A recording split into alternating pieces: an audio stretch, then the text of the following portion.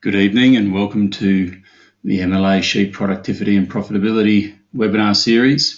Tonight's topic is nitrogen and gibberellic acid to boost pasture production, the principles, production and profits for prime lambs. My name's David Brown and I'm the webinar coordinator and I work with Home Sackett in Wagga Wagga, New South Wales.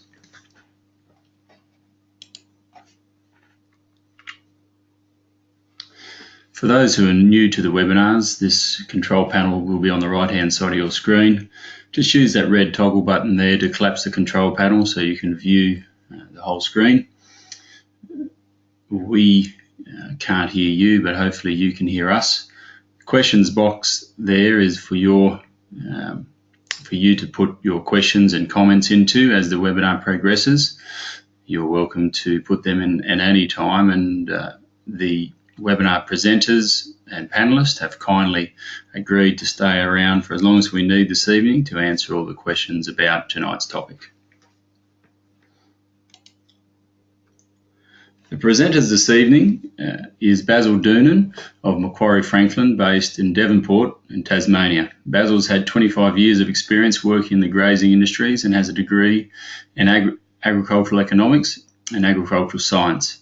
Basil spends most of his time advising primary producers and delivering workshops in pasture, grazing and animal management in the light of optimising business performance.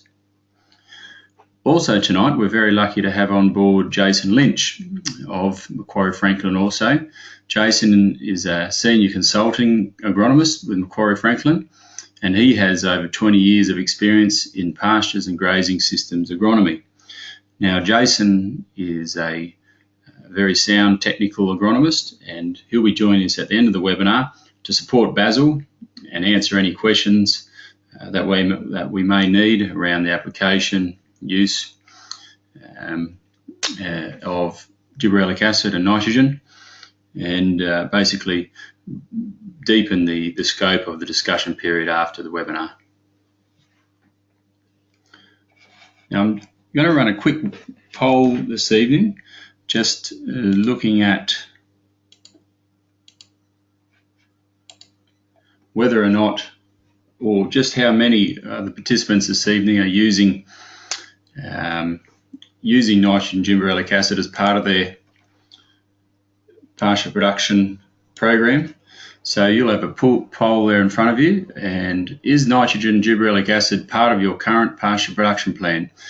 You can either vote no, yes just to nitrogen, yes to gibberellic acid, or yes, maybe you're using both of these products. So I'll just give a moment there for everyone to answer that question, and hopefully I'll be able to share the results with you after you're finished.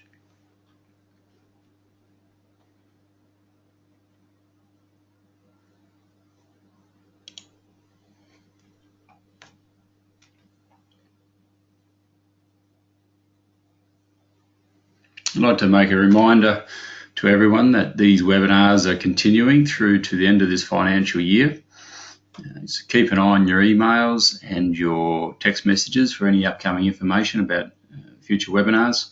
After tonight's webinar, don't forget to take 5 minutes to fill out the post-webinar survey. We value that feedback very much. We provide that to MLA and to the presenters and to assist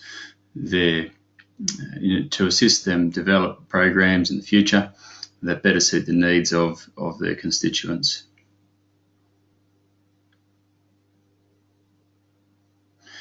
So it looks like most people have voted there. I'll close the poll.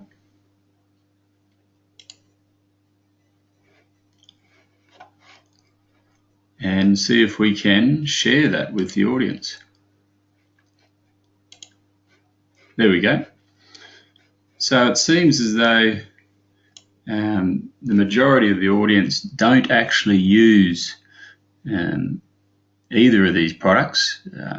42% don't use nitrogen or gibberellic acid, and 35% use nitrogen only. Only 4% of the audience uses gibberellic acid only, and 20% of the audience uses both the nitrogen and gibberellic acid. So interesting results there, and something to keep in mind as we progress through the evening, and no doubt interesting for Basil and Jason as they present the information we have tonight to help put in the context of who's participating this evening.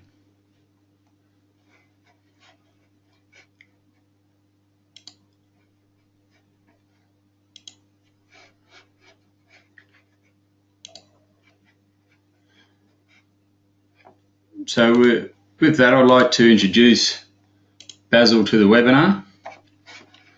Just make sure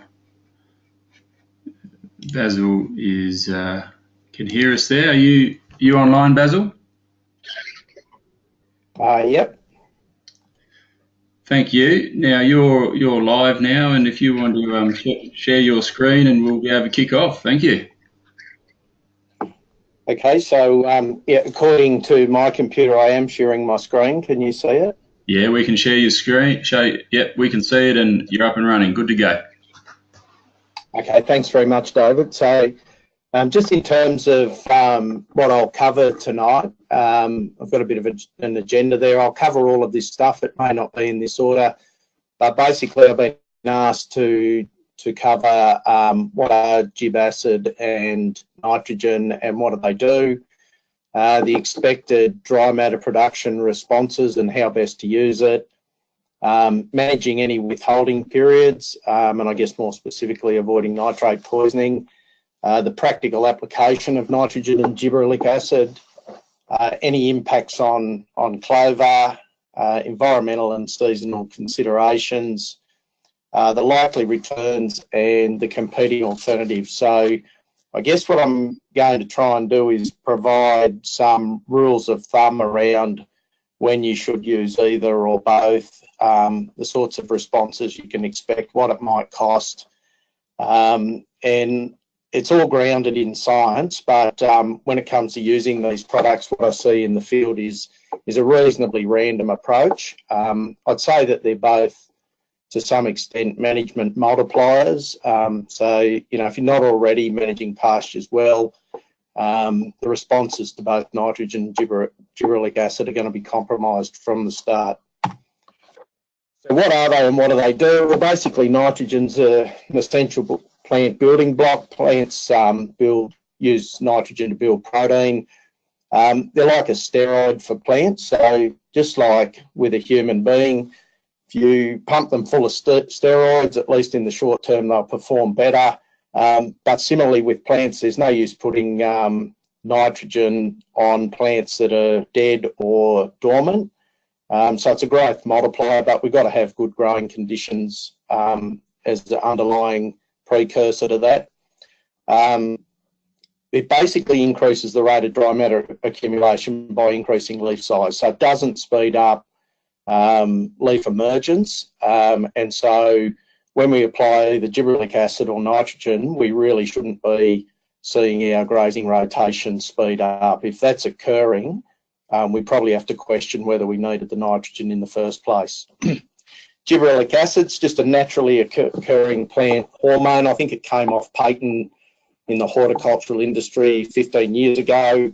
It was thrown on a few patches of turf from what I remember and carted around a number of field days. You could definitely see a response, and one of the great things about gibberellic acid, or potentially one of the downsides, is that you do see a very quick response.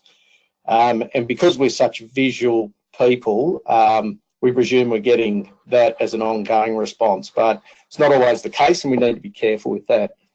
Plants will decrease their production of gibberellic acid to decrease growth, and that usually coincides with shortening day length and a reduction in soil temperature.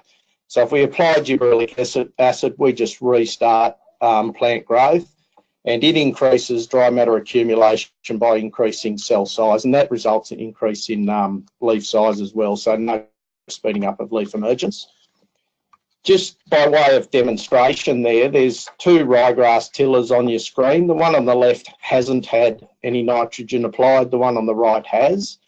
You can see that nitrogen was applied somewhere around when this leaf was half grown, and this second leaf grew during the period when nitrogen was or wasn't applied. So in this plant here, this tiller, no nitrogen applied. You can see the length of the leaf, whereas on the plant that had nitrogen applied, we can see a much longer and bigger leaf, and the next leaf on both of those plants will be about 30 to 40% longer and bigger again.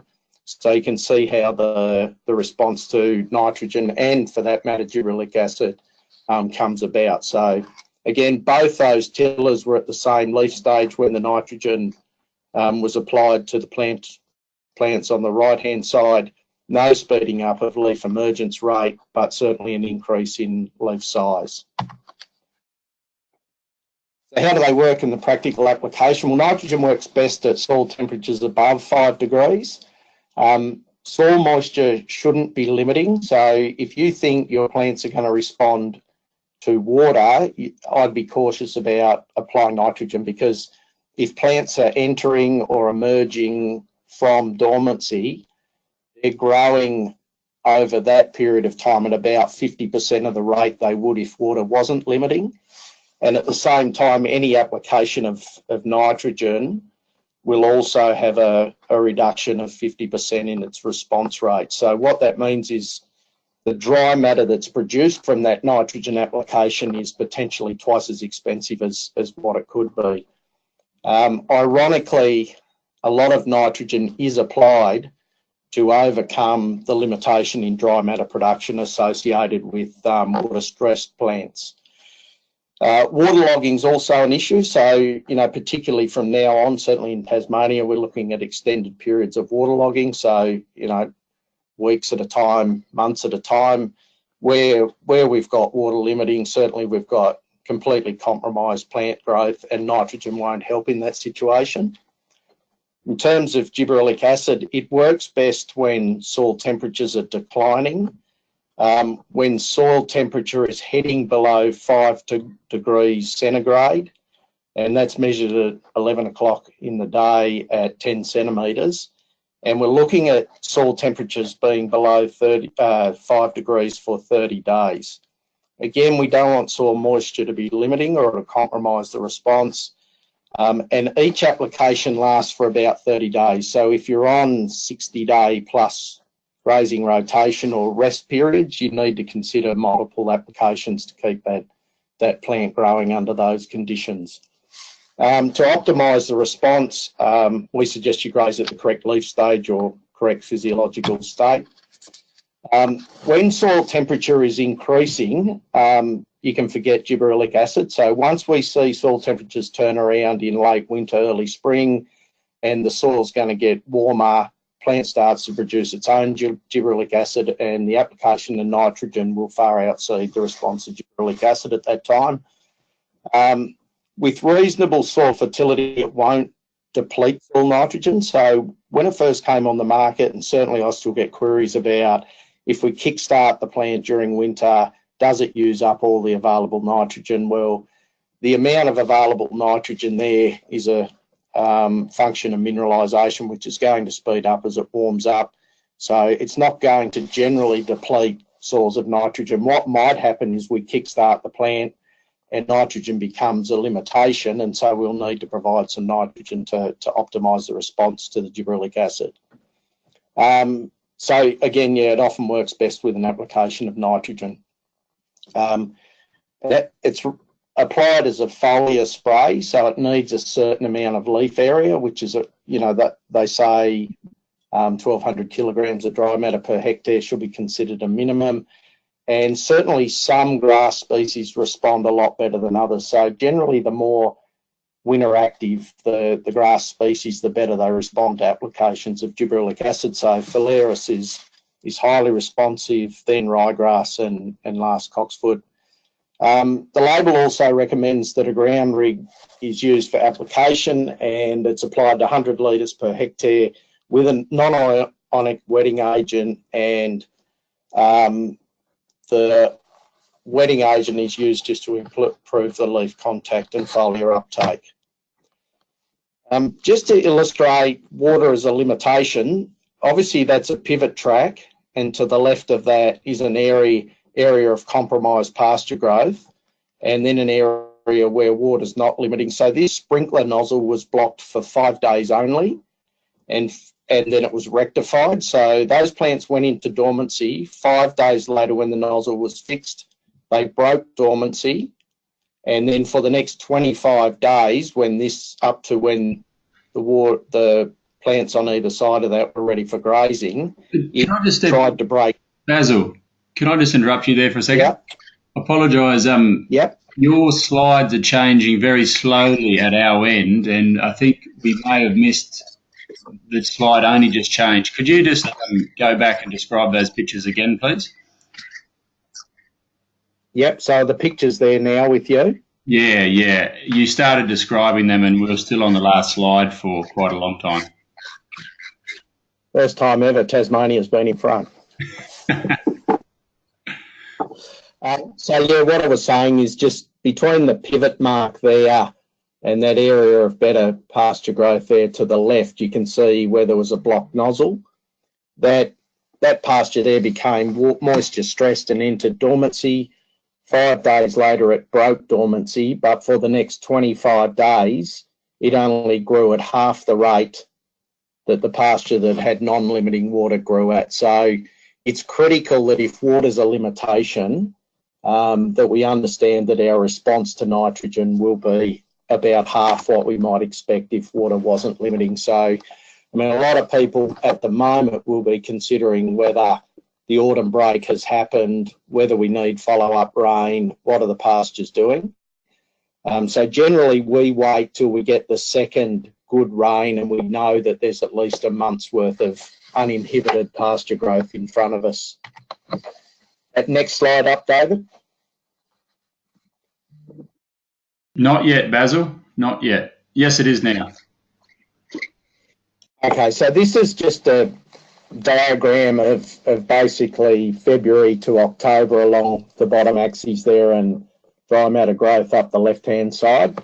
What we expect sort of February, March is to see increasing moisture and rainfall.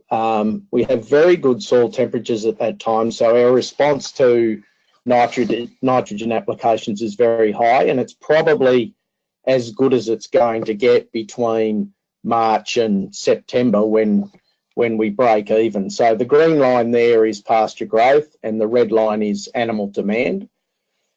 So for those that are in dry matter, speak dry matter language, that's somewhere between 15 and 17 kilograms a day requirement. For those that are in DSE, it's probably somewhere between 13 and 15 DSE. And you can see that as we move sort of into April, we get our requirement far outstripping our growth rate, and we get a big feed deficit. That's associated with the declining soil temperature. As we move into spring, we get increasing temperature and we end up with a feed surplus at some point, which we call post break even. Our objective is to get nitrogen on back here as early as we can and maximise the response to the nitrogen and then roll the feed forwards. So typically at the moment, we've got clients growing feed at 50 kilos a day on dryland and up to 100 a day on irrigated pastures. That's far in excess of animal requirement, but we know that those lines are quickly going to cross over and we'll accumulate that feed as average pasture cover and eat into it over the next 3 or 4 months.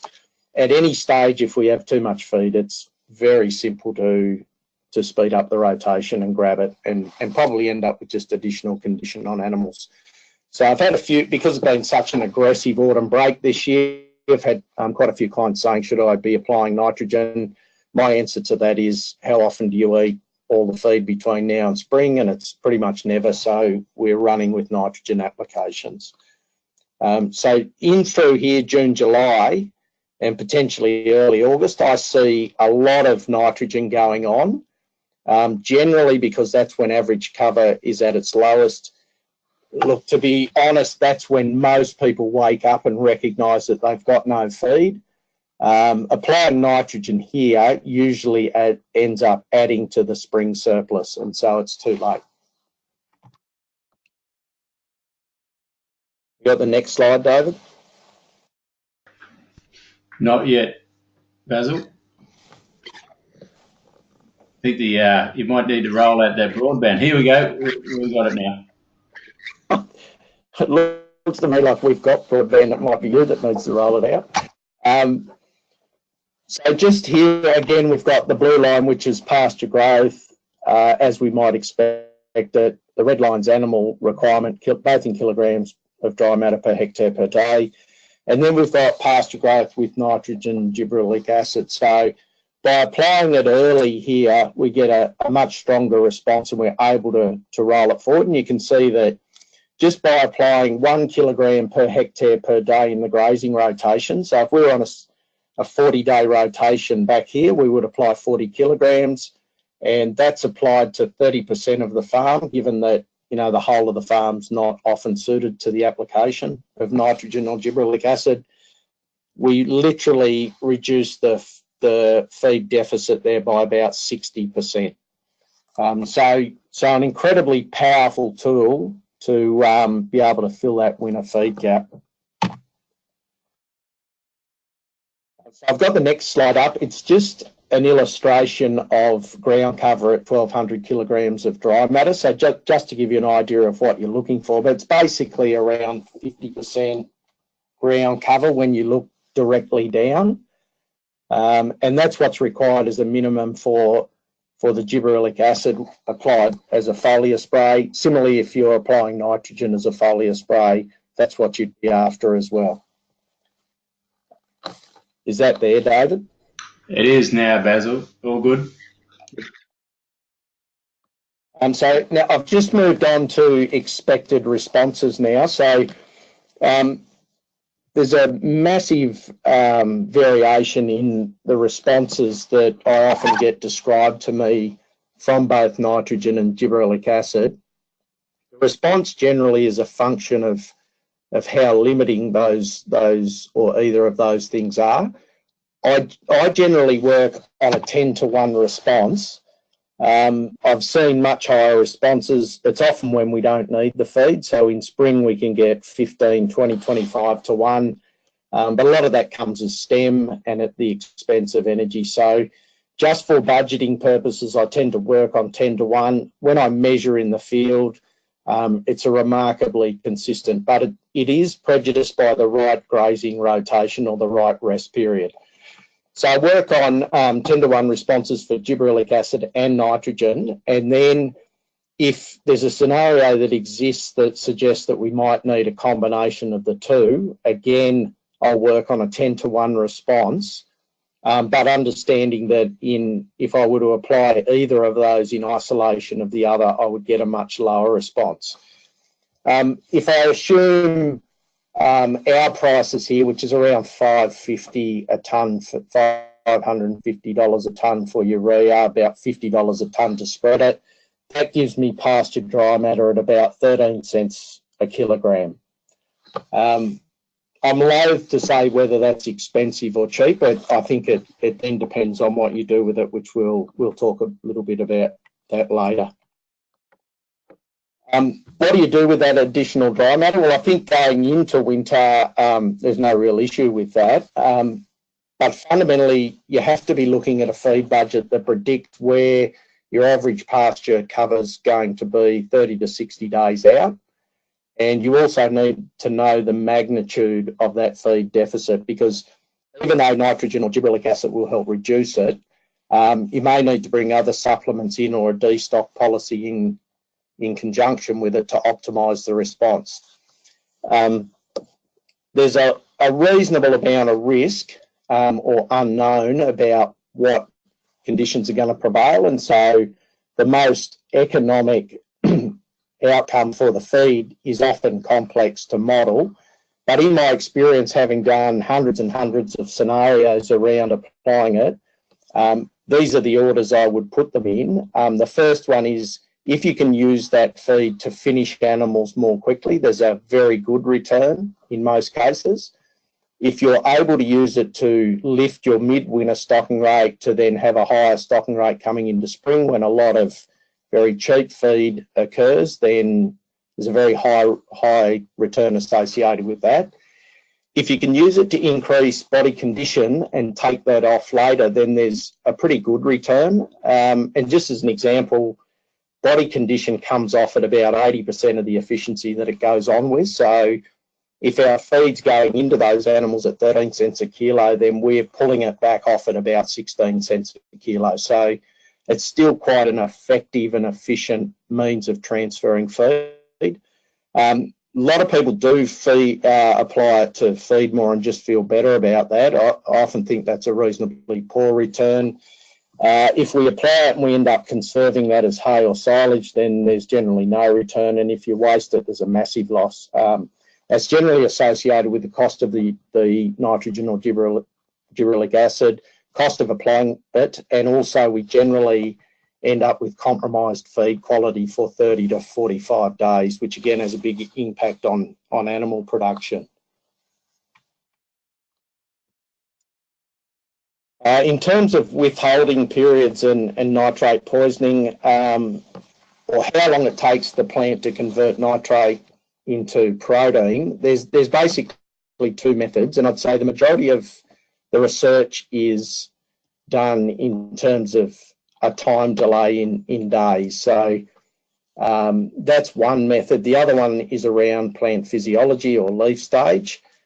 Time in days, generally when it comes to pasture, we see nitrate levels peak at around day 14, and they're considered safe at day 30. If I was an accountant or a lawyer, I'd have something down the bottom of my slide here that says I accept no responsibility for anyone grazing at day 30. But I have seen that reported in the literature a lot of times. I've actually never seen a case of nitrate poisoning on pastures grazed at 30 days or more. In terms of plant physiology, grazing at the right leaf stage, there's generally hardly ever a problem, and certainly I've never seen one. The only exceptions would be on some of the annual pastures or weeds that tend to take up a lot of nitrogen very quickly and then slow their growth, and so don't convert it over to protein. And there have been some cases I've seen in cereals. In terms of managing that, in a rotational grazing system that's based on millimetres of rainfall or kilograms of dry matter accumulation, commonly you're safe at the 30 days. Where rotational grazing is based on morphology, there's generally no issue, and we certainly consistently apply anywhere between 20 and 60 kilograms of nitrogen to the whole farm on any given day. And so animals will be grazing that literally hours after it's been applied on a constant basis for the whole of the next grazing rotation. Under set stocking, again, it's a time-based scenario. It's often really challenging to be able to mob up in a period of low feed availability to spell those paddocks for long enough, but it can be done with other supplements coming into the system or destock. Generally needs a bit longer than 30 days in my experience, just because the first leaves are very small from a set stocking scenario where the crown's been lowered or only the low crowned varieties have survived. Practical application, well, I think very much need to treat gibberellic acid and nitrogen as a fertiliser or a stimulant, as a supplement rather than a fertiliser or a stimulant. They need to be in the supplements category in the feed budget, because they do give you feed in a relatively short period of time, but they need to be applied in the appropriate form to optimise the response. So we need to consider both temperature and moisture, and also the cost. So, you know, in my time of advising, I've seen urea be as low as less than $300 a tonne and over $1,100 a tonne. So that's going to give you feed at a very different cost under each of those scenarios. When we're applying it, we start by applying it to the very best pasture or our most responsive pastures first, and then we work to the lesser responsive pastures. We try to apply it at a rate of between 20 and 60 kilos per hectare, which maximises the response. But often, if we haven't got that amount of area available, we will apply at higher rates than 60 if we need more dry matter. So at a 10-to-1 response, if 600 kilos per hectare extra isn't enough on the area we have available, we may well go to 80 kilos plus at, say, 8-to-1. Lower rates than 20, you can really never justify, because it's just a case of applying more to a smaller area to make sure you're in that maximum response area. Gibberellic acid, 80 mils per hectare is the amount for the maximum response. We've done trials in South Africa in a desert environment where it gets very cold and it's very dry under irrigation. We applied rates of 80 mils of gibberellic acid and no nitrogen through to 80 kilograms of nitrogen, no gibberellic acid, and found that 40 mils and 20 kilos of nitrogen was the best in that environment. And it's likely that some combination of the two will maximise the response in most environments. Generally, because if the plant's battling to produce gibberellic acid, there's also limited mineralisation occurring in the soil. The effect on clover, I'd argue that nitrogen doesn't have any impact on clover. Clover likes nitrogen. What it doesn't like is shaded. We know that applying nitrogen will give a comparative advantage to grass species over clover. Often the clover is dormant when we're applying it, so we can't really hurt it. And as long as we defoliate at or before canopy closure, we'll have minimum impact on clover. Gibberellic acid really has no effect on sub or white clover, but I guess, again, you can create a shading environment, but the chances of subclover or white clover being actively growing over the winter period and you having to apply gibberellic acid would be very low. If you have high levels of clover, will nitrogen help? Well, possibly. We certainly have pastures at 30 to 40% clover that come this time of year, and in the next couple of months, we will definitely apply nitrogen and we will definitely see an economic response. So the fact that the clover's becoming dormant and protecting itself means that as long as we've got enough grass there to get enough dry matter accumulated in response to the nitrogen, it's worth applying. My experience just suggests that, you know, up to 40% clover in the sward in spring means that there's enough grass species there come autumn after they've tilled to respond well to the nitrogen. And just as an example, 40% clover in the spring, I guess, looks like it's completely clover dominant.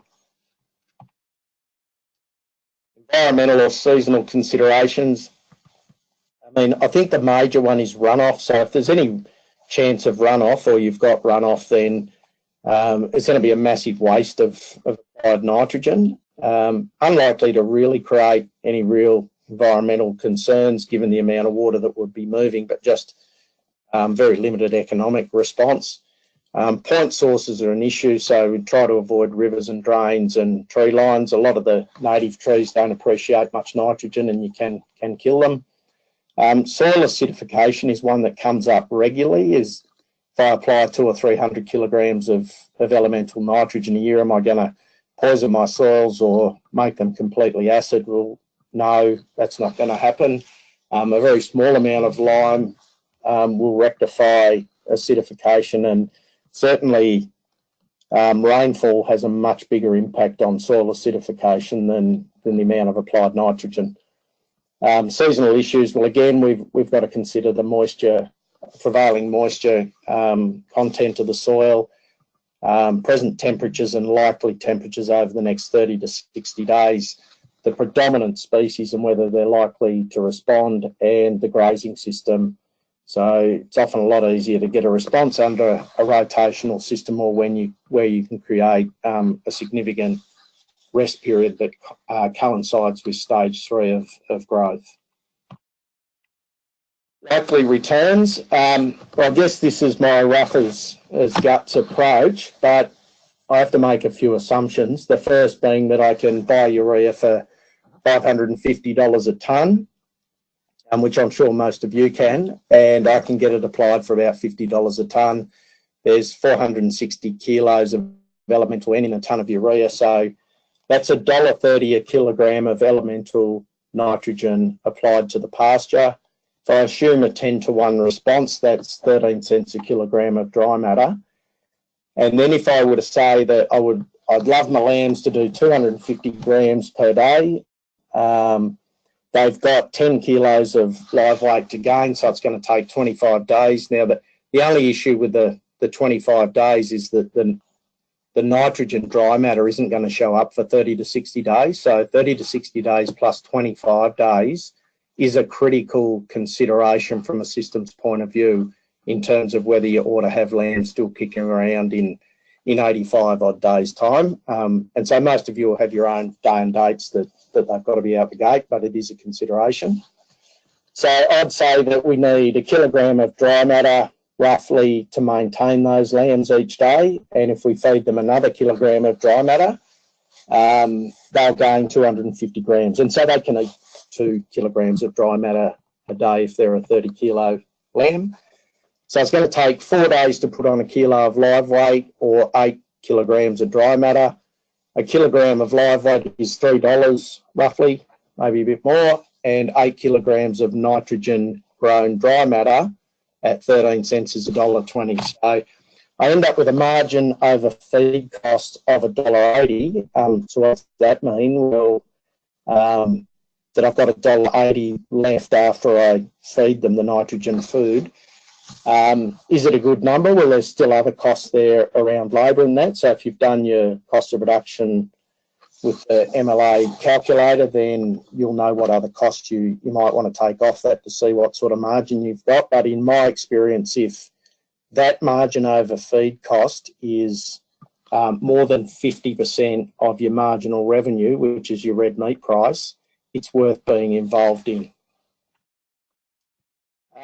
Just another scenario, sometimes we get into situations with both lambs and or ewes that they've got to stay there anyway. So we have a fixed cost of maintenance, and we only have to look at the marginal cost of feeding them. So 4 kilograms of dry matter will grow a kilogram of live weight. 52 cents worth of nitrogen-induced grass will give us $3. So we have a very large margin over feed cost. So nitrogen can produce, and same as gibberellic acid, cost-effective feed. I guess one of the main considerations is always, are we feeding the lowest cost feed to get the job done? Because that will maximise our margin and optimise our profit. So I've just done a comparison of the sorts of options we would have to feed those lambs, which is basically nitrate, nitrogen, gibberellic acid, agistment, hay, silage and grain. I'm not worried about the fact as to whether you could actually finish a lamb with hay. In theory, you could, as long as it didn't make up too much of the diet. But basically, I'm assuming that I can get the nitrogen spread for $600 a tonne. My agistment is $2 a week, and they're feeding them 2 kilos a day, as in the previous example. Hay is $65 a bale for a 5x4, silage is $70 a bale, and grain's $250 a tonne. So there's similar costs to what we're experiencing at the moment here, with the exception of grain, which is currently closer to $350 a tonne. But you can see if I work out a cost of dry matter that I range from about 13 cents a kilo to 28 cents a kilo for the grain. With some of those feeds, there is and isn't wastage, and there's varying levels. So I'd encourage you all to do your own figures, so we don't have to argue about what the actual numbers are. And it's important for you to do your own numbers and put your own estimations in. But we can get a true cost of dry matter, which just factors in any wastage. And then we can convert to energy by just dividing by the number of megajoules of metabolizable energy to get a true comparison on energy. So you can see there, nitrogen gibberellic acid will give you feed at about 1 cent per megajoule. And just adjustment's similar, but it is 10% more. And then we start looking at 200% more for hay, 250% more for silage and grain. So massive differences there. And if we blew that up to a systems level with 2,000 or 3,000 lambs, it'd be a massive amount of money. So it's interesting to note that the cheaper feed options require more planning, and you could easily have in brackets more thinking to be able to capitalise on that. So to be able to capitalise on nitrogen, projuve and adjustment, you've got to have those things sorted 30, 60, 90 days out. Hay and silage, as long as someone's got it, you can generally get it, but the price goes up as it becomes more scarce. Grain's very convenient, and only a phone call away, but generally the most expensive. So I just wanted to touch briefly on wastage, because I do see a lot of nitrogen and projuve go on very late in the season and just contribute to a bigger spring surplus. And at the margin, this is how we cost that feed. So when we applied the nitrogen or the gibberellic acid, it cost 13 cents per kilogram of dry matter to generate it. It became surplus to requirement. So what can we do with it? Well, we could either let it rot or make it into silage, but let's make it into silage to maintain feed quality. It'll cost us about $35 a bale to mow, rake and wrap, and that's 300 kilos of dry matter. It'll cost us about $5 to get it off the paddock, so we're up to $40 a bale. I've gone to 45 there, but it's 40. But anyway, for convenience, let's go 45. $10 a bale to feed it out, so $55 a bale now. 300 kilos of that dry matter is in that bale and was produced at 13 cents, so there's $40 almost of dry matter produced at 13 cents a kilo, so that bale is now $94. 15% wastage, so at feed out we're going to get wastage, so we have to divide by 0.85, gives us $110 a bale. It'll drop 20% in energy from when it was cut to when it's fed out, just through the ensiling process, let alone whether the crows and the possums have a field day, and it will be then $137.50 a bale, which if we divide by 300 kilograms of dry matter is 46 cents a kilo of dry matter, which is the same as feeding grain at $437 a tonne. So if we go back to our previous example where we were feeding 8 kilos to get a kilo of live weight, you can see it's going to cost us $3.60 to $3.80 to get a kilo of live weight, and there's not much money in that. So grading a wastage is very unprofitable. So just to summarise the key points, nitrogen and gibberellic acid can produce what I call value feed. I think we get caught up a bit of the time in saying it's cheap feed. It's only if it's the cheapest feed source that we maximise the margin. We really do have to have the right product or combination of products for the situation. So that's understanding the moisture content of the soil and the soil temperature and the quality of pasture that we're applying it to. It won't impact on your legume content if it's managed appropriately. We need to analyse these things at the margin, not at the average. I see lots of analysis done on average, which completely skews the point where profit's optimised. And we just cannot have it end up as waste, or it's extremely expensive. I'm happy to take questions. Great, thanks Basil, that's really good. Very comprehensive and succinct overview of nitrogen gibberellic acid. There's plenty of questions coming through here on the text line. Now we'll just let a few more of them roll in. I'll give you a break for a minute, Basil, if you'd like, and just going to launch another poll here just for interest's sakes. Now you guys will see that on your screen now.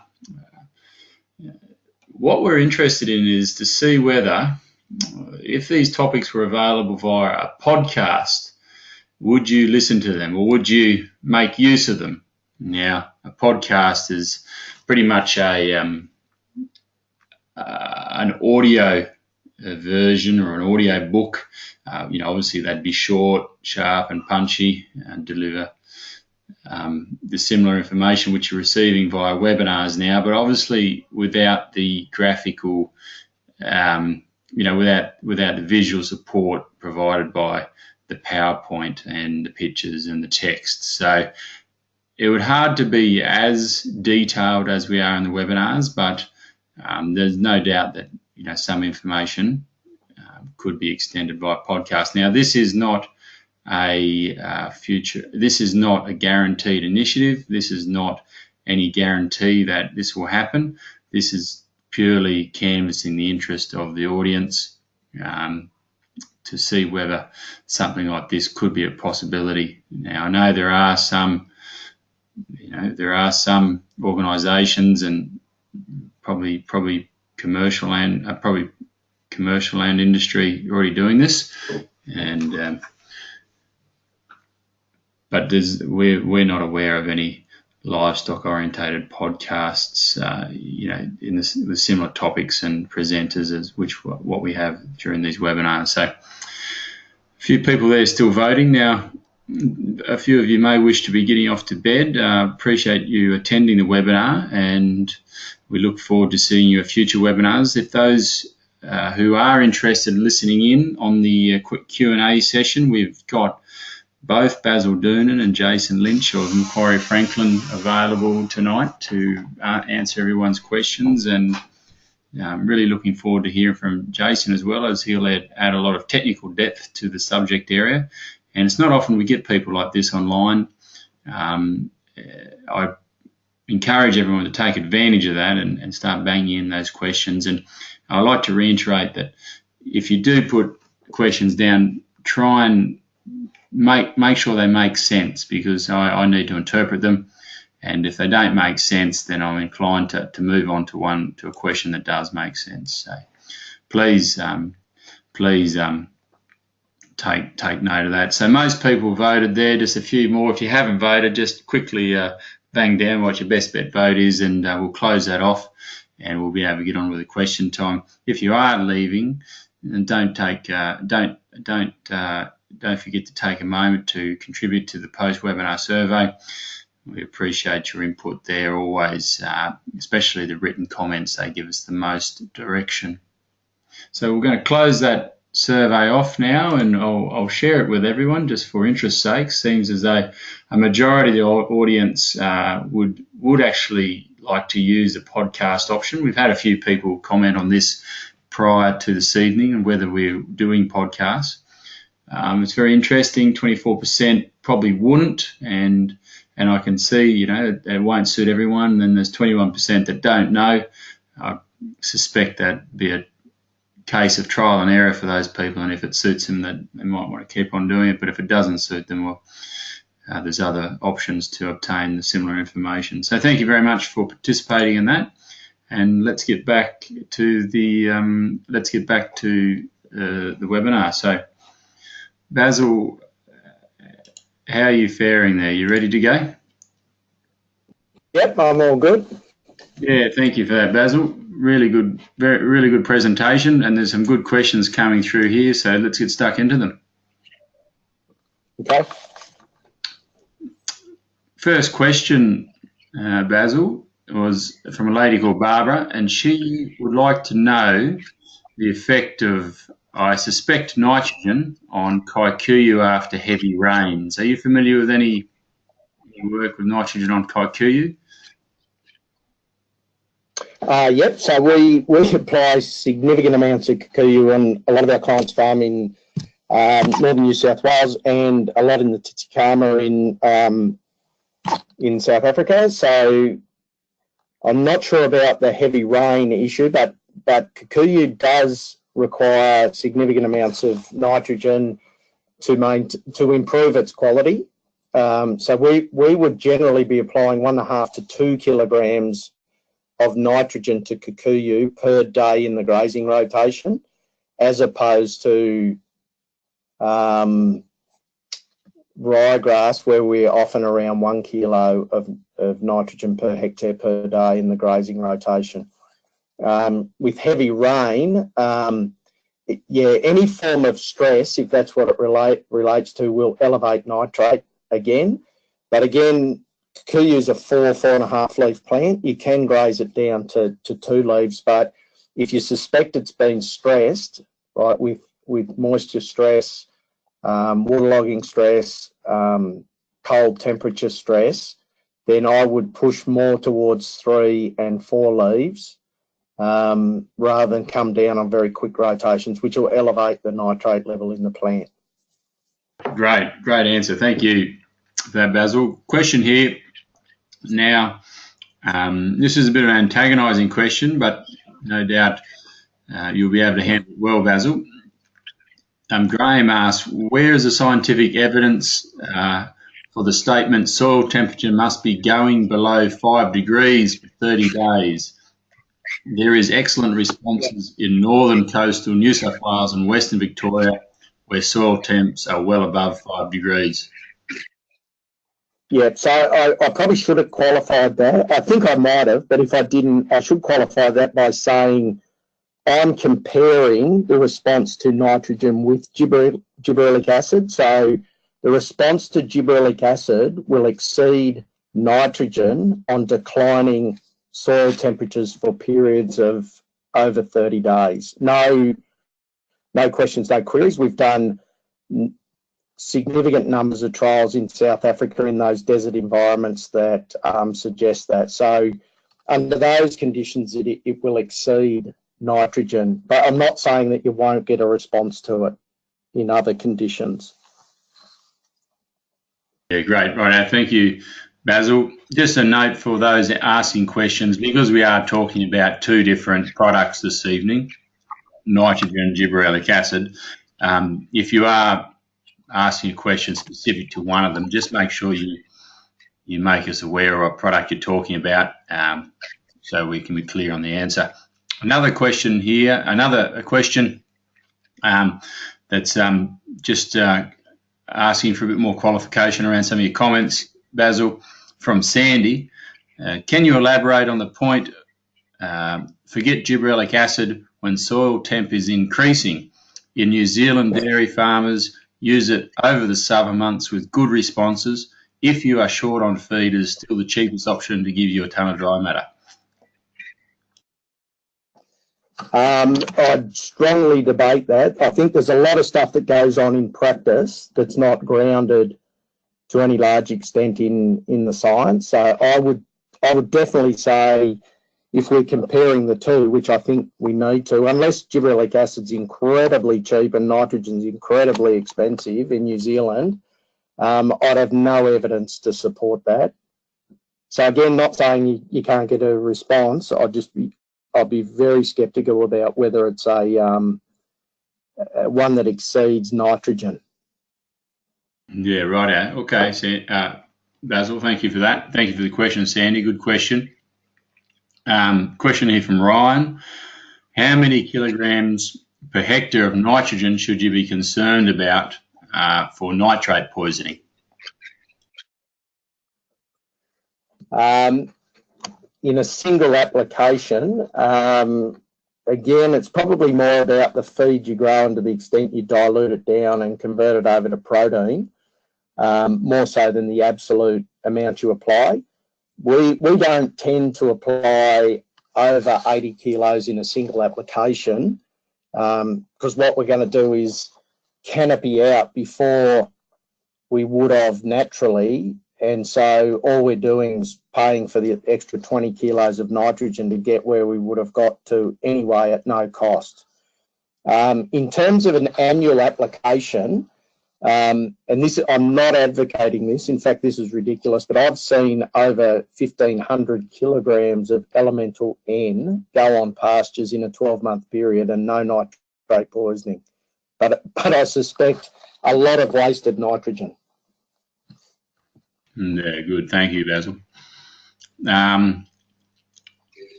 Question here from Bruce, Basil, and it could be for Jason as well. I'll let you guys sort that out. Have you seen nitrate poisoning on pasture? I've only seen it associated with crops, mostly cereal crops. It's from Bruce. So I would agree with Bruce in my experience, and I'll let Jason comment as well. Yeah, look, I'd concur with Basil's comments. I've not seen it on pasture, but certainly the risk associated with cereals, wheat in particular, in winter with cloudy conditions and things like that, the risk levels are significantly higher.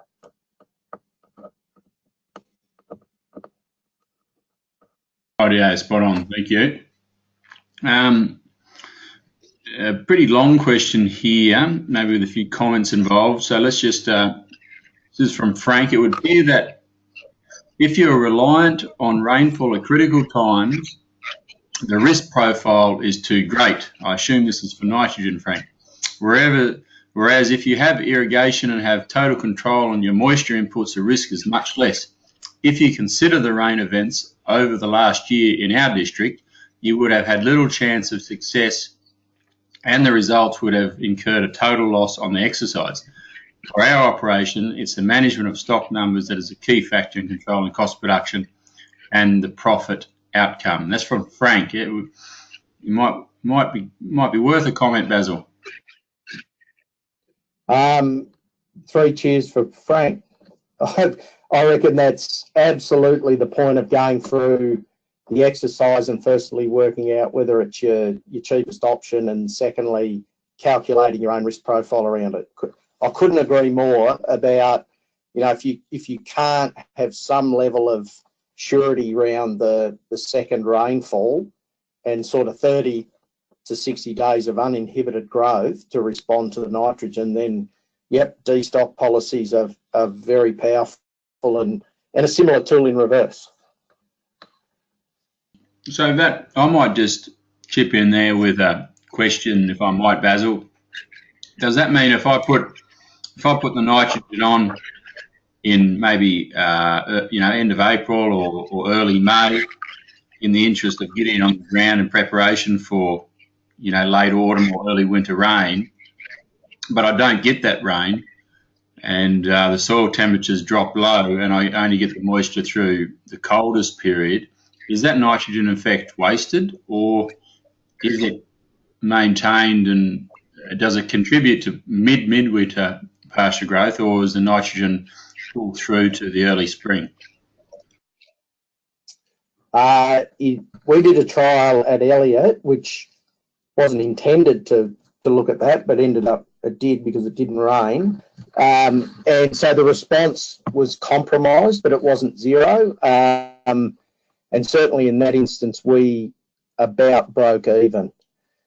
So I think you don't lose it all, but you do compromise some of the response to it. And Jason might be able to add to that. Yeah, look, I guess if the ideal conditions create that 10-to-1 response, you're going to be on a sliding scale from that. I mean, without that soil moisture and that uninhibited growth, if that response ends up slipping 5, 6, 4-to-1 and things like that, I mean, that cost of that feed relative to the other options, whatever they may be, it's going to be uneconomic, or, as Basil said, just break even. Yeah, right. Well, that's good. Thank you for that. A question here from Josh. What about using SOA? I suspect that's sulfate of ammonia. Yep. In a mixed cropping area, similar cost per N, but trickier to handle, but less volatile. So I was thinking I could apply earlier in the season prior to the seasonal break. What are your thoughts on this, Basil and Jason?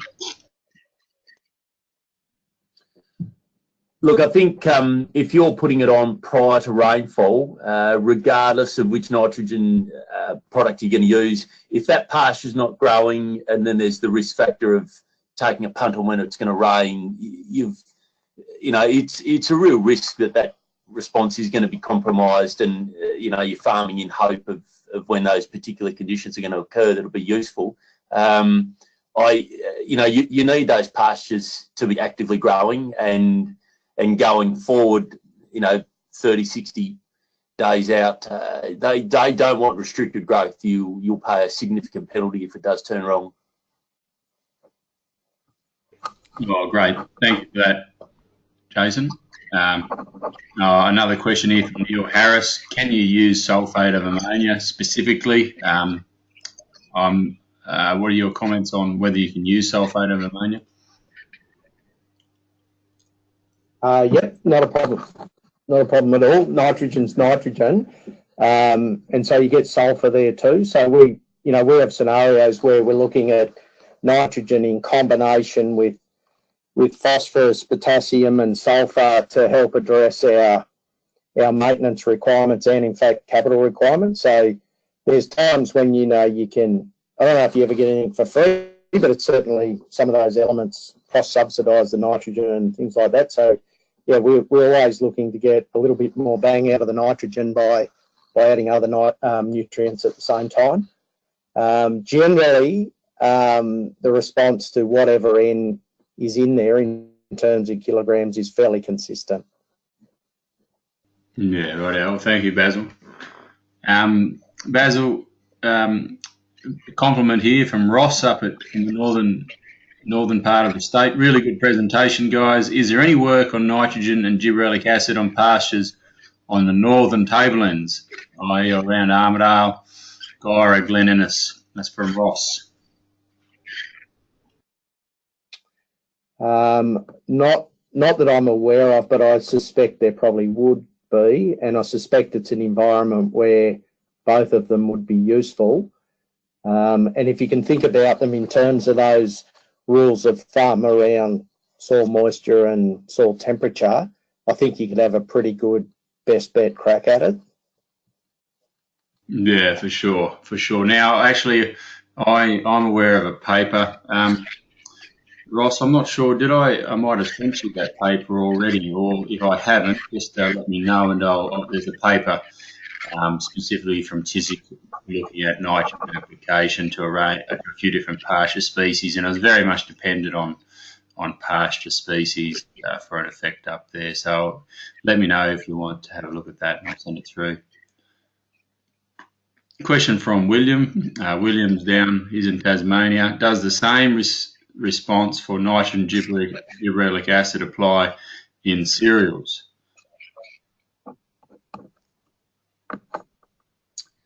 For pastures, for cereals, yes. The same things are going to apply. Same environmental conditions, plant not being under stress, and the growth.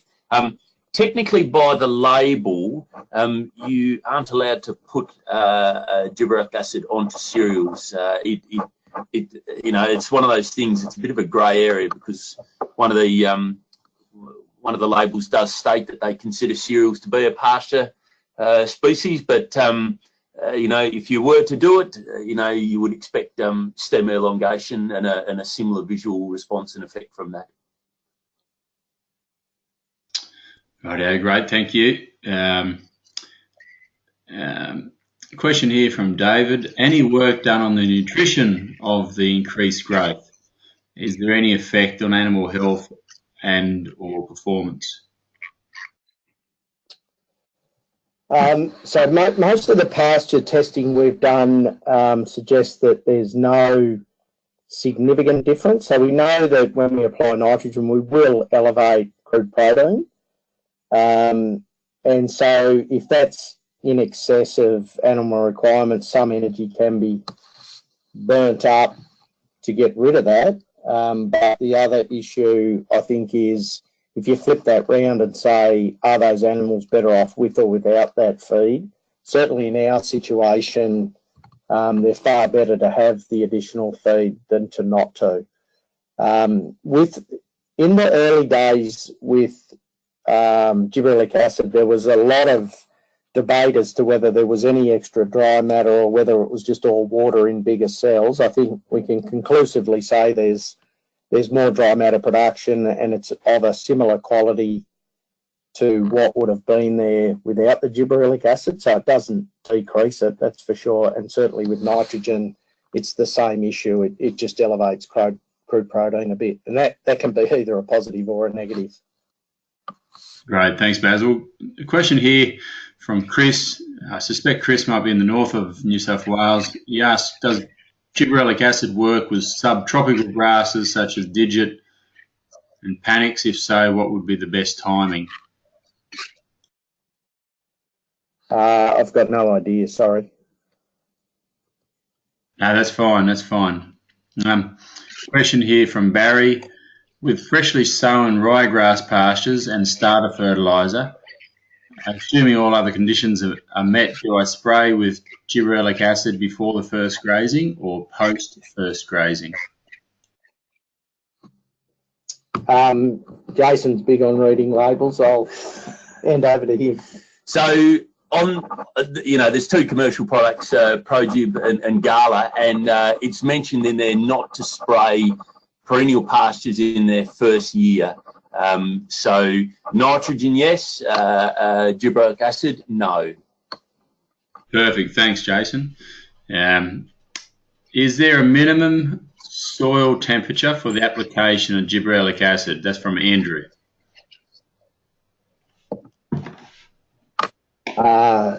Minimum as in, I suspect the plant has to be growing and not dormant to respond to it.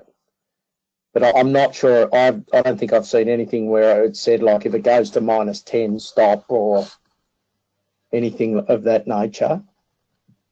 Okay. And I might just add to that, though, in a more general sense, Basil, if I may.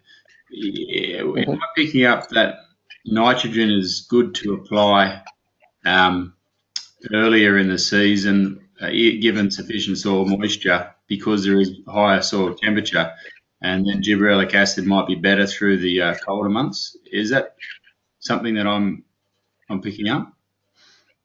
Yeah, that's certainly our experience with the trials we've done, is that when it becomes limiting, its production becomes limiting, we add it and we get a response, and then often nitrogen will kick in as an immediate limitation there, because you haven't got great conditions for mineralisation as well. So we'll apply nitrogen as well in that period.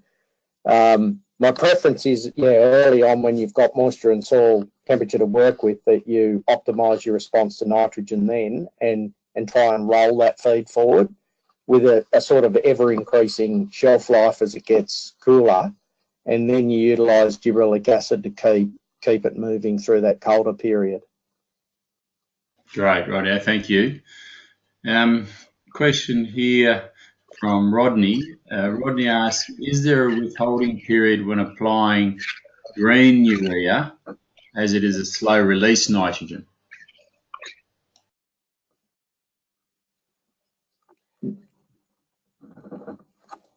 I'm not aware of any withholding period on nitrogen by type. In fact, I'm not aware that there's any legal withholding period at all, but generally those same rules will apply. So if you look at what the plant's doing and you've got this slower release, the fact that it's released more slowly probably reduces the risk of nitrate, potentially.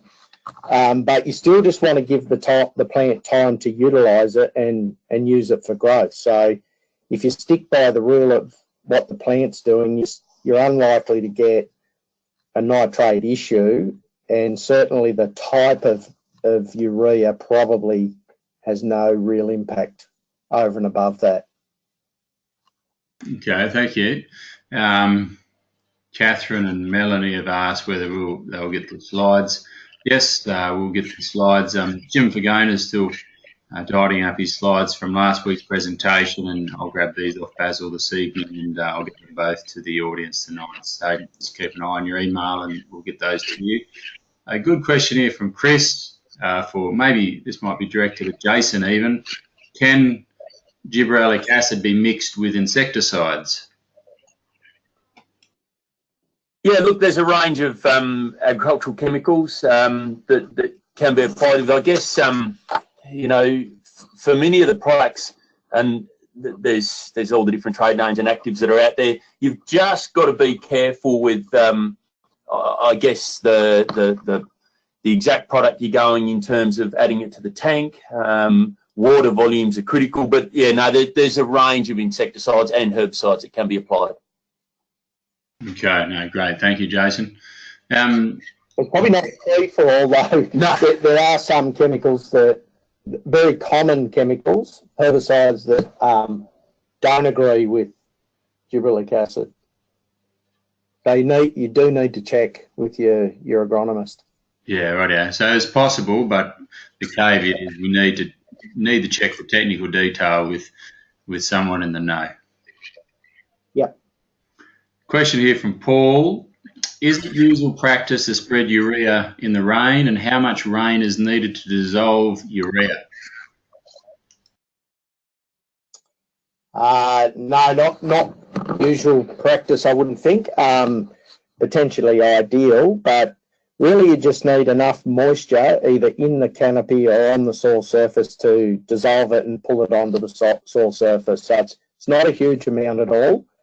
And if that soil is at sort of field capacity, very little, moisture required to pull it onto the soil surface. So it's more the biggest issue, I think, is that you haven't got conditions that are suitable for growth. Is like the potential to lose, 50 to 80%, potentially all of the response, and then the ideal conditions in terms of where the plant sits in the grazing rotation, the weather conditions, all of that sort of stuff as secondary considerations. I think the whole application of nitrogen is a reasonably inefficient process, but a highly effective one. Okay, right. Yeah, thank you. And I might just further that question, Basil. Is there a particular set of environmental circumstances that lead to, a really, an accelerated rate of volatilization of nitrogen, of nitrogen, or the loss of nitrogen volatilization? Yeah. Yep. So volatilization, that's right up Jason's alley. Yeah, look, those conditions that cause volatilization, and this goes back to that green urea question. In wintertime, with the atmospheric temperatures and soil temperatures, the chances and opportunities for that to occur would be minimal. Not to say, depending on where you are in Australia, you can get some hot weather coming through, but once you get those temperatures that are down below 22 degrees and there's some soil moisture around, those losses are going to be minimal, if occurring at all. Okay, right. Thank you. Good question here from Oliver. Oliver asks, apart from the price, what are the advantages and disadvantages of foliar versus granular nitrogen?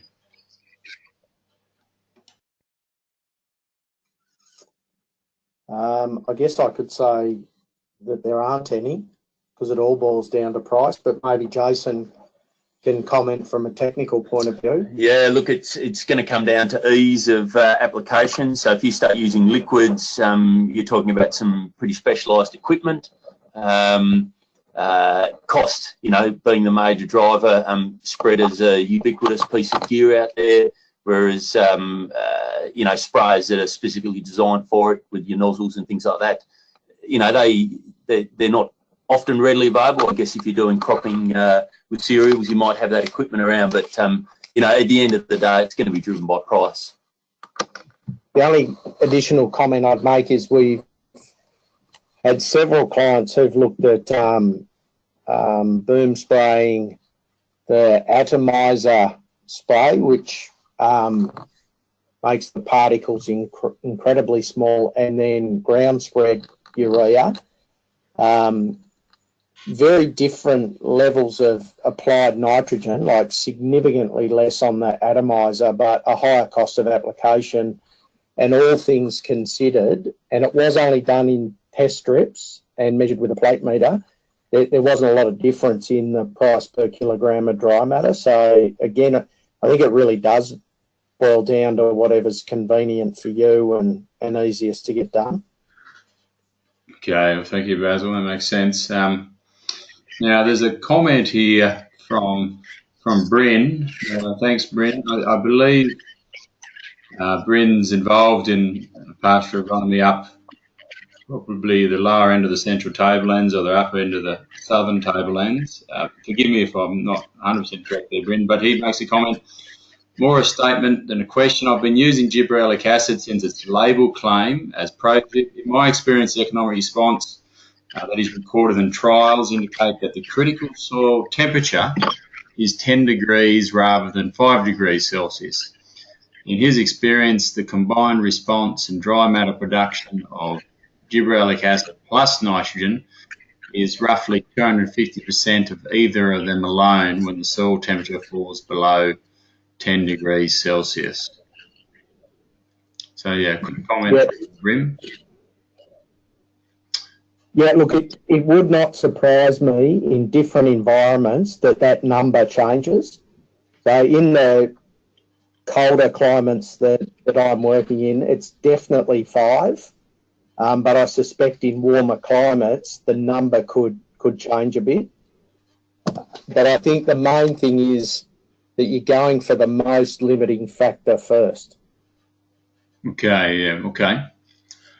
And Bryn also comments here, you may need to some interpretation of the acronyms here. Using UAN and GA, gibberellic acid, in one pass with a boom gives a greater return on investment than urea ground spread followed by gibberellic acid through a boom.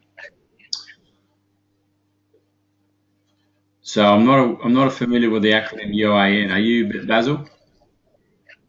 Yeah, so it's liquid urea ammonium nitrate. So you know, it's with the I guess it's just another form of nitrogen with urea ammonium nitrate present in there. Just another liquid version out there that you can pick up. I think that whole thing would be certainly that cost difference is going to apply, but if you're applying them together, then you know you've got to make sure, knowing that the gibberellic acid response peaks at 30 days, to make sure that it does correspond with grazing those pastures at the right leaf stage to get that maximum response. Otherwise, you know, the nitrogen could take, I don't know, depending on the time of the year and where you are, 40, 50, 60 days, and that project could effectively run out, which then would mean a reapplication. Yeah, right. Okay, thank you, Jason. Question from Ryan. What is the nitrogen threshold for applying to paddocks without removing stock?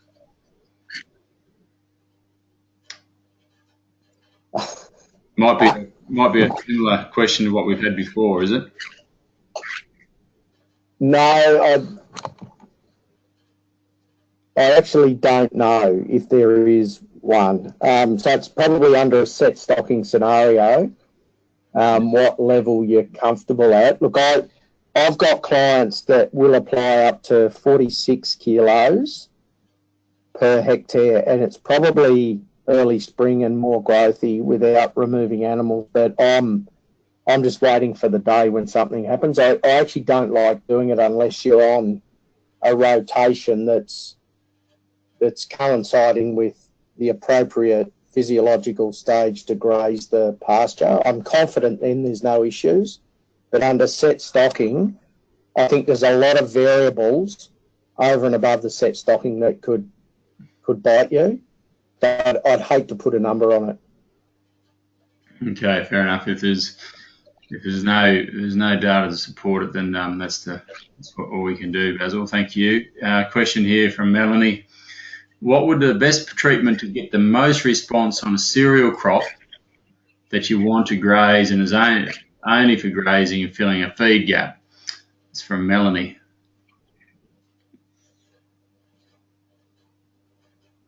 I think, well, because gib acid's not registered for it, it's about nitrogen. So Jason's probably best on the highest level of nitrogen you can apply in terms of getting an economic response. Yeah, look, I mean, those upper limit rates of 50 to 60 kilograms of nitrogen per hectare are probably applicable in that situation. To get the maximum response, well, it's going to be, again, applying it preferably early in the season to get the greatest growth response due to the warm soil temperatures. And hopefully soil moisture, you know, it can't be limiting. Then allowing sufficient time for that plant to grow right out. So you know, the amount of biomass accumulation, the longer you can leave it before you start getting shading effect down below and losing some feed quality, and then making sure you are grazing it before you start getting into late tillering, you know, effectively with a risk to the subsequent growth thereafter. Yeah, great. Thanks, Jason. It's a good answer. Now, the question. So some thanks here, Scott from Bunbury. Thanks for a great presentation, Basil, and especially on education with Gibberellic Acid. Scott asks, do you have similar graphs responding to grazing cereals? Scott, I don't think that, well, Basil hasn't prepared any graphs for grazing cereals this evening. Have you got that information close at hand, Basil, or is that something you'd have to dig a bit deeper for? Yeah, I would. I reckon we're bits of novices in Tassie around the grazing cereals, and some of the legumes as well. So we probably haven't got as much data as they may well have over there. Okay, right. Well, that's fine, Basil. And Scott, Basil's brief tonight was strictly pastures, and we never were intended to bring grazing cereals into that. So I might just provide Basil a reprieve on that one. But no doubt there will be that information available, and maybe New South Wales or maybe the mainland is the right place to be finding that. Question here from Cameron. Do you have experience with nitrogen applied as ammonium forms prior to a very close to the autumn break of more reliable rainfall environments? Where does the nitrogen go if it is not taken up immediately? Yeah, so that nitrogen that's I guess sitting in the soil, but the conditions aren't right for root uptake. There's biological losses, so you know you've got all the various different organisms that are going to feed on it, and also the carbon cycle comes into play. So that loss of that nitrogen, it's not an immediate effect, but it's gradually weakening over time. So you know those biological losses, they do mount up, and you know that response will just be compromised bit by bit by bit, and until either conditions are right or the biological activity really diminishes anything that's left there for a plant growth. Okay, thanks, Jason. Good question from Kevin. Kevin's up at Tumbarumba. Good to see you online tonight. Kevin, can you apply gibberellic acid with MCPA, winter clean spray? And is there any work done whether you get a better spray graze response? I think he might be fairly lucky that didn't turn to sludge, but I think you can measure. Well, I'm not even going to say anything because, yeah, I don't think the two are meant to meet. It's interesting. One of the labels does mention the use of MCPA being compatible. My experience is, as a young agronomist, I would never go there because being involved in having cleaned out a spray tank after it turns into a semi-plasticine substance, you don't want to go there. I mean, that'll come down to the rate of MCPA that's being applied and water application rates, but it's something that you probably want to avoid lest things go badly wrong. Okay, right. Well, no, thank you for that. The word of warning there on mixing MCPA and gibberellic acid. A quick comment here from Bruce. Thanks, Bruce. To my knowledge, there is no information on nitrate poisoning in relation to your application on pasture. So it's interesting from Bruce. Thank you. And also another comment from Bryn. In my experience, the response of grazing cereals is similar to annual pastures. I use both UAN and gibberellic acid on grazing oats. So thanks, Bryn.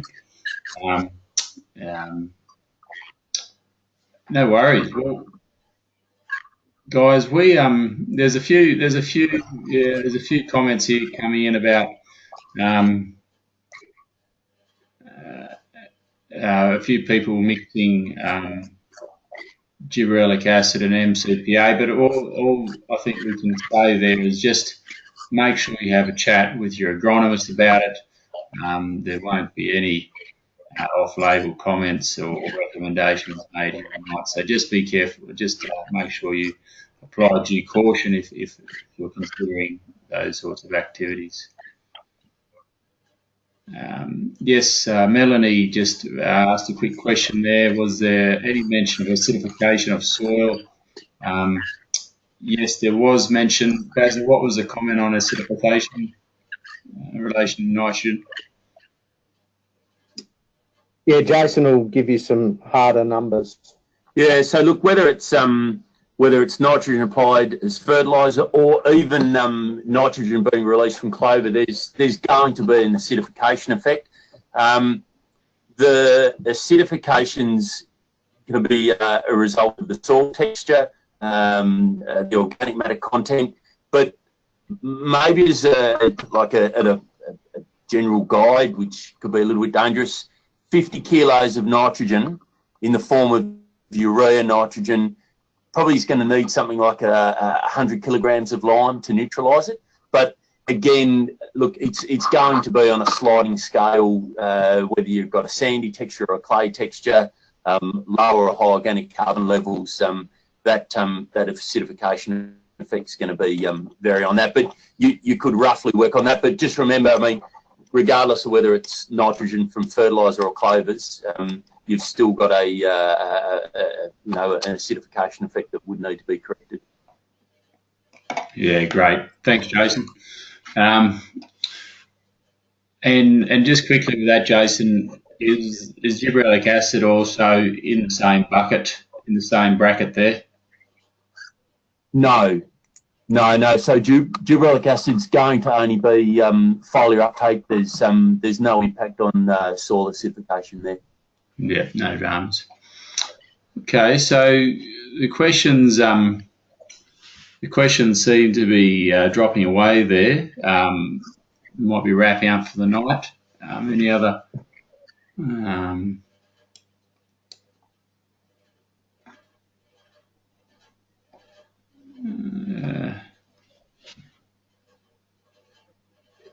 So yeah, that's the last of the questions. Thanks, Wayne, for your comment there on MCPA and gibberellic acid. Main thing is to talk to your agronomist if you're going to attempt that.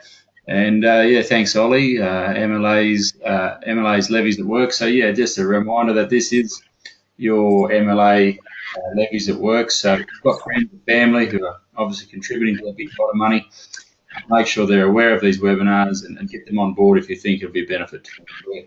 We can take up to 500 people a night, so we're just looking to get the word out to as many people as we can. Okay, Basil and Jason, I think that's the wrap on the questions. Thank you very much. Thanks, Dave, and thanks to everyone for the questions and the comments. Thank you. Yeah, and really appreciate having guys like Jason and Basil contribute to these evenings, and we'll grab those. I'll get those slides out to everyone and make sure everyone's ready for the next webinar. So thanks, guys. Much appreciated for your time and for sticking around so late at night. From MLA's perspective, thanks for the audience for turning up and supporting the webinars. And we're looking forward to running some more of these over the next few months for you. Okay, have a good evening, and we'll keep an eye on your email and text, and we'll be in touch.